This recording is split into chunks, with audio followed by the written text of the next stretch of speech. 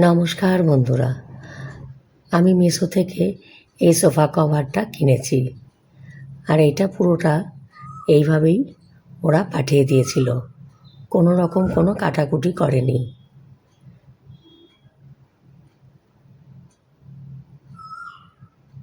এটাতে লেখা ছিল 8টা পিস, তবে নিচে ওপরে পুরোটা গোটাই ছিল, আর দুটো হাতলে শুধু আলাদা আলাদাভাবে কেটে নিয়েছিলাম।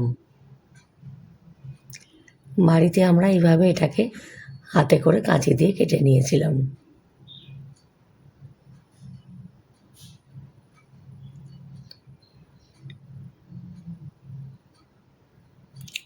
এইটা হচ্ছে আমার সোফার আগের লুক। এরপর দেখো, এটা নতুন যে সোফা কভারটা এটা পেতেছি। নিচটা ওপরটা পুরোটা গোড়াটাই রেখেছি, শুধু হাতল দুটো কেটেছি।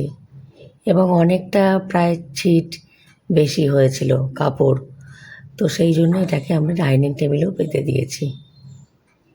তো দেখো কেমন দেখতে লাগছে। আমার তো খুবই পছন্দ হয়েছে, তোমাদের কেমন লাগছে অবশ্যই জানিও।